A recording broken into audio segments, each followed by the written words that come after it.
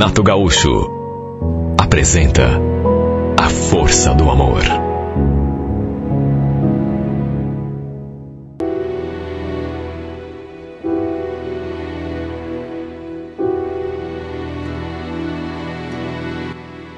Eu admito, sempre fui contra aquele romance, desde o começo.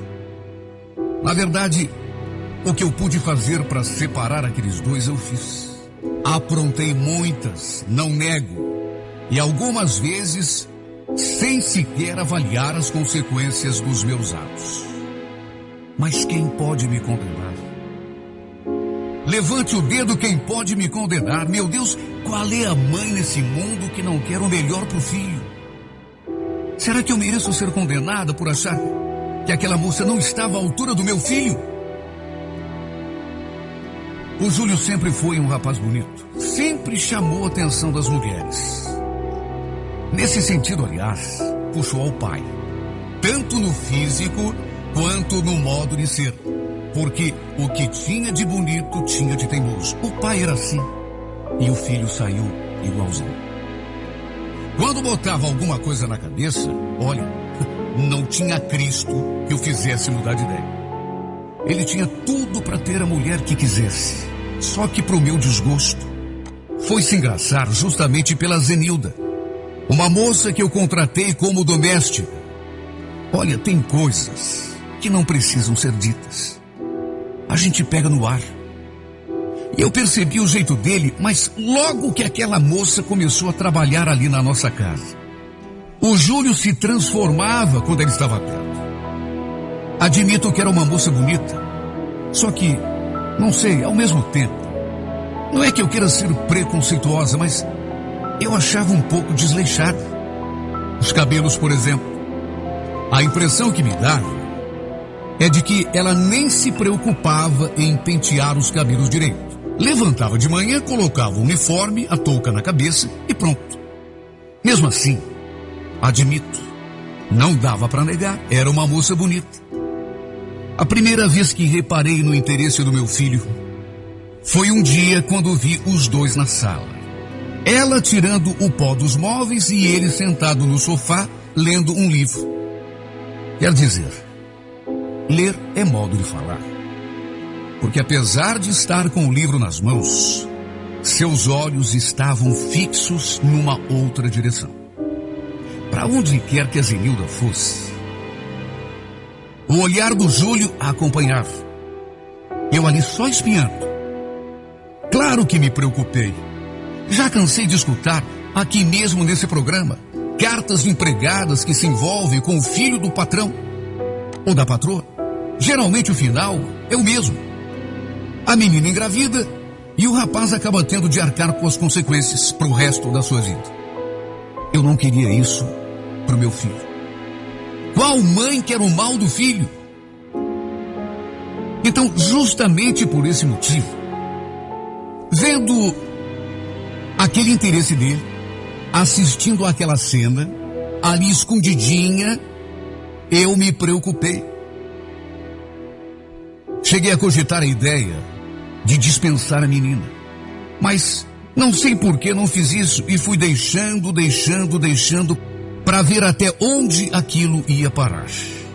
Ah, se arrependimento matasse. Se a tivesse mandado embora, nada do que aconteceu teria acontecido. E eu não seria hoje uma mulher tão amarga. Com o passar dos dias, eu acabei me distraindo e deixando aquele assunto de lado, até porque tinha outras coisas com que me preocupar. Eu era professora, tinha minha vida para tocar, só que aí, numa bela tarde, eu me deparei com uma situação que me fez novamente ficar em estado de alerta. Eram quase 2 horas da manhã. Normalmente, eu uso o sábado para preparar as minhas aulas da semana seguinte. E era justamente o que eu estava fazendo àquela hora da noite, lá no meu quarto. Foi quando escutei um barulho no corredor, como se uma porta tivesse sido aberta ou fechada, não sei. Sabe quando você tem aquele pressentimento? Eu fui correndo para a porta e abri, assim, uma frestinha. O suficiente para ver que o Júlio estava voltando lá do corredor. Corredor que levava direto ao quarto da empregada. Ora, é claro que ele não estava vindo do quarto dela àquela hora da madrugada à toa. Meu Deus, eu não sou boba. Naquelas alturas, já estava rolando alguma coisa. No dia seguinte, a primeira coisa que fiz foi perguntar a ela o que o Júlio tinha ido fazer no quarto dela àquela hora da madrugada. Perguntei com jeito, assim, numa boa, só para ver a reação. Ela ficou branca, me olhando assustada, e a custo respondeu: ontem? Não era nada não, dona Beatriz. Ele só queria saber se já tinha secado aquele par de tênis azul que ele pediu para lavar. Ela devia pensar que eu era uma tonta. Só podia. Ora, convenhamos, alguém não se levanta às 2h da madrugada, vai até o quarto da empregada para perguntar se ela lavou o tênis. Ela só podia pensar que eu era alguma idiota.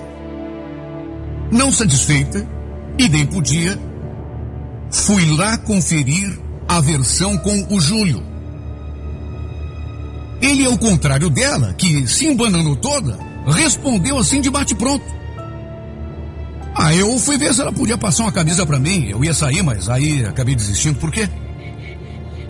Era outro que pensava que eu era tonta. Ela me conta a história do tênis. 2 minutos depois, meu filho me conta uma outra história da carochinha. Não era o tênis, era a camisa. Eu olhei para a cara dele, principalmente porque ele perguntou por que eu estava fazendo aquela pergunta. Por quê?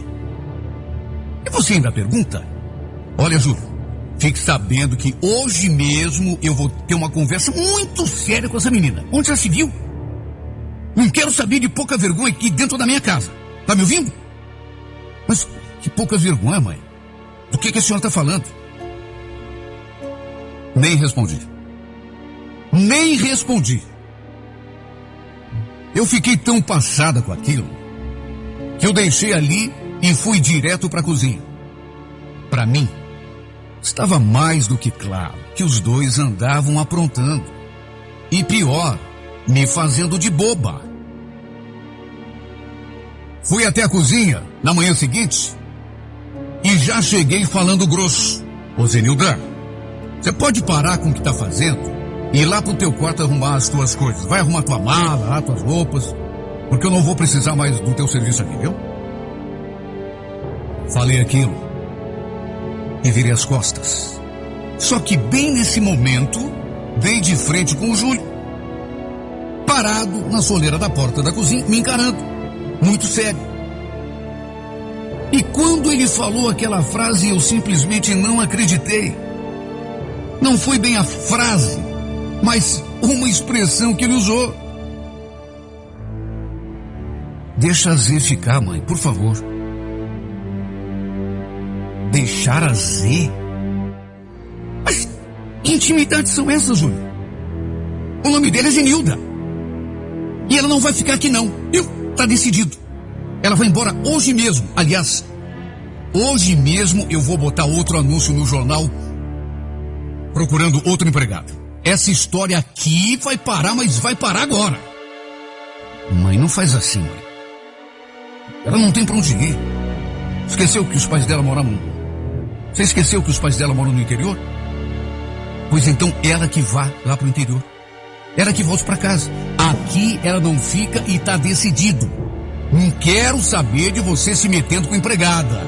Muito menos aqui dentro da minha casa.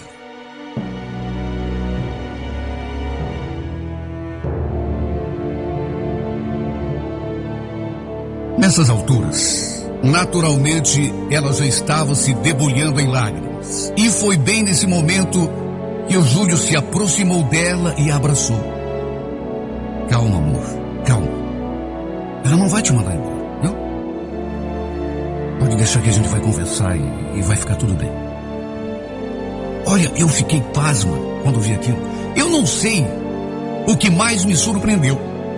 Se ele dizendo para ela na minha frente que eu não ia fazer aquilo que eu acabava de dizer que ia fazer, ou se o modo como ele a chamou. Mas que história é essa de amor, Júlio? Ficou louco?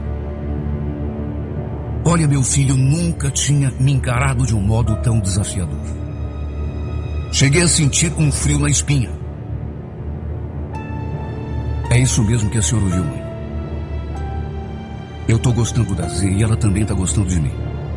E a senhora não vai mandar ela embora, porque se ela for, já vou avisando, eu vou junto.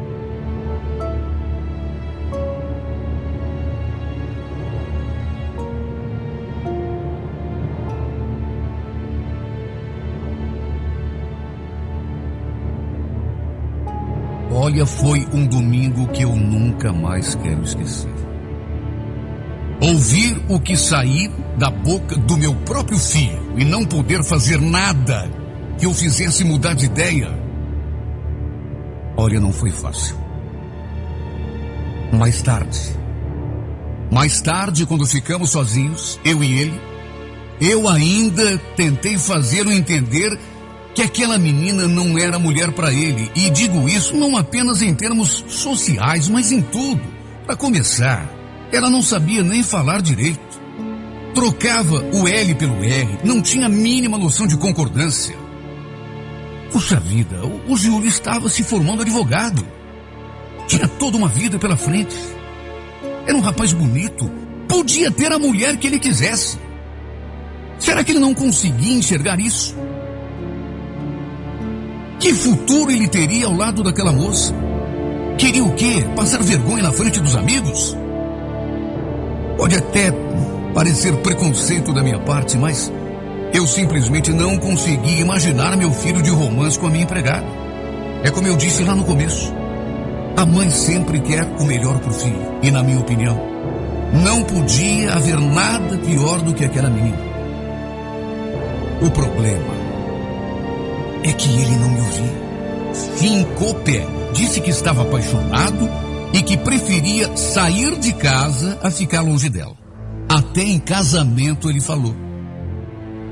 Claro que eu não podia concordar com isso. Claro que eu não podia concordar sequer com aquele namoro descabido. E dentro da minha casa ainda por cima. Só que ao mesmo tempo, eu também não queria ficar longe do meu filho. Depois da morte do meu marido, a gente só tinha um ao outro. De modo que, depois de muita conversa, e mesmo contrariada, acabei concordando que ela continuasse trabalhando ali na nossa casa. Apesar disso, claro que, como eu disse lá no começo, tentei fazer de tudo para separar os dois. Deus é testemunha de quantas eu aprontei para tentar fazer meu filho enxergar que a Zenilda não servia para ele. Eu procurava sempre o pior lado que ela tinha para jogar na cara dele, para ver se ele enxergava também. Era o cabelo, as unhas maltratadas, o modo como ela se vestia, as próprias roupas, o modo como falava. Mas nada parecia adiantar, nada. A atração entre os dois parece que só aumentava a cada dia. E digo isso porque fiquei o tempo todo ali acompanhando tudo, mesmo sendo contra, mesmo usando de artimanhas e mentiras para tentar separá-los. Juro que na minha cabeça de mãe possessiva, cheguei a sentir ódio daquela moça. Até que um dia, admito, acabei passando da conta. Exagerei. No auge do desespero, e vendo que nada do que eu fazia adiantava, um dia inventei que havia sumido todo o meu pagamento do mês. Mais do que isso, peguei o dinheiro e o coloquei dentro da gaveta do armário do quarto da Zenilda. Tudo naturalmente para depois botar a culpa em cima dela, acusá-la de roubo. Hoje, contando isso, eu sinto um remorso muito grande. Hoje, contando isso, eu tenho vergonha de mim mesmo. Mas é que na época eu não pensei. Eu só tinha na cabeça o objetivo: separar os dois, livrar o meu filho daquela moça que não era mulher para ele. Olha, às vezes, lembrando da cena, eu chego a acreditar que estava possuída. Fiz um verdadeiro escândalo. Nem eu mesma entendo como consegui representar tão bem. Foi a minha última cartada. Ela chorou muito. Tentou se defender de todas as formas, até que ela, vendo que eu não voltava atrás nas minhas acusações, acabou decidindo que ia embora daquela casa. Acabei finalmente conseguindo o que queria. À custa de uma trapaça, à custa de uma intriga, à custa de uma acusação infundada da qual, repito, hoje quando lembro tenho vergonha. Mas fiz.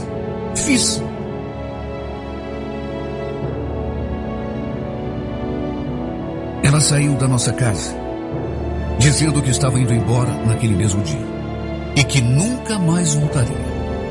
Saiu sem nem mesmo arrumar as malas. Do jeito que estava, com a roupa do corpo. Ela abriu a porta e foi embora. Na hora fiquei satisfeita. Claro, era exatamente isso que eu queria. Era exatamente essa a minha intenção. Eu só não imaginava que o meu filho fosse ter aquela reação. Ele já tinha prometido, mas eu sempre pensei que na hora H ele desistisse. Só que não. Ele se voltou contra mim, acreditou nela e me acusou de estar inventando aquela história de roubo, só para separar os dois. Me jogou aquilo na cara e saiu correndo atrás dela.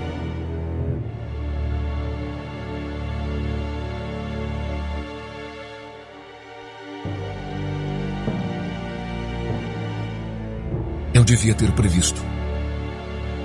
Ele já tinha prometido.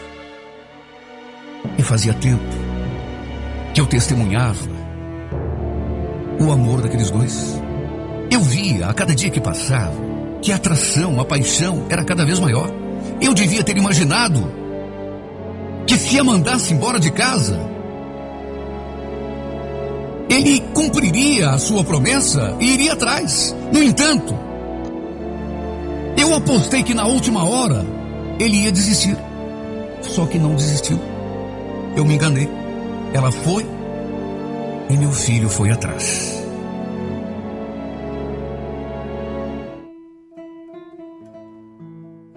Sabe, filho, tem tanta coisa que eu fiz nessa minha vida de que eu me arrependo. Tanta coisa que se eu pudesse fazer o tempo voltar atrás, eu faria tudo diferente. Eu queria tanto passar uma borracha em cima de certas atitudes que eu tive, que na época me pareceram acertadas, mas que agora eu vejo que foram tão erradas. Meu Deus, por que a gente demora tanto a perceber que está machucando as pessoas? E muitas vezes, aquelas que mais a gente ama. Por que eu não me dei conta, meu filho, da estupidez que estava fazendo ao tentar destruir o amor que havia entre vocês dois? Eu devia ter percebido. Eu devia ter me lembrado dos tempos em que namorava o teu pai. Eu devia puxar da memória e lembrar daquele sentimento, daquela sensação que a gente tem quando se apaixona. E pelo menos respeitar isso. Mas acabei fazendo tudo errado. Vocês se amavam. Hoje eu sei. E em vez de abençoar essa união, eu tentei destruí-la. Não me perdoo por isso, sabe? Não consigo me perdoar. E tudo por quê? Ciúme de mãe, sentimento de posse, preconceito puro e absoluto. Porque, meu filho, foi preciso acontecer o que aconteceu para que eu finalmente enxergasse os meus erros. Sabe o que eu mais queria nessa vida? ter a chance de te pedir perdão. Só isso. Eu queria tanto me ajoelhar diante de você, Júlio. Segurar as tuas mãos, olhar bem no fundo dos teus olhos e te pedir perdão. Eu queria tanto te dar um abraço, te dizer uma palavra de consolo, para que você também me consolasse e dissesse que, apesar de tudo, me perdoa. Só que da tua boca, essa é uma coisa que jamais ouvirei. Quando recebi a notícia de que o seu carro tinha batido de frente com um caminhão da BR e que vocês tinham morrido, não sei como não morri também. Que dor, meu Deus do céu, que dor, que tristeza, que desespero. Meu único consolo é que paguei caro pela minha estupidez. Diante do meu remorso, morrer seria até um presente para mim. Você estava indo para a cidade onde moravam os pais da Zenilda, e justamente para pedir a mão dela em casamento. Sim, vocês iam se casar. Claro que iam se casar, estavam apaixonados. Mas aí acabaram morrendo naquele acidente estúpido, sem ouvir a minha bênção. Ah, meu filho, quanta dor eu sinto aqui nesse peito se você imaginasse. E sei que passe o tempo que passar, esta dor nunca vai ter fim. Como eu pude ser tão egoísta? Por que não compreendi que o mais importante é que vocês se amavam? Por que dei tanta importância ao modo que ela tinha de falar, o jeito como ela penteava o cabelo, em vez de prestar atenção no quanto ela te amava? Por que fui tão estúpida, meu filho? Me responde por quê? Essa carta é um desabafo. E mais do que isso, é um pedido de perdão. Me perdoa, filho. Perdoa essa mãe sofrida que, se pudesse, trocaria de lugar com você. E me perdoe você também, Zenilda, por eu ter sido tão egoísta, tão mesquinha. Peço perdão por tudo o que fiz, como forma de aliviar um pouco esse peso que carrego nos ombros. Rogo que onde vocês estão, seja pelo menos possível ouvir o apelo desta mãe, que, pensando estar protegendo o filho, estava na verdade condenando à morte um amor que tinha tudo para ser o mais lindo amor que já existiu.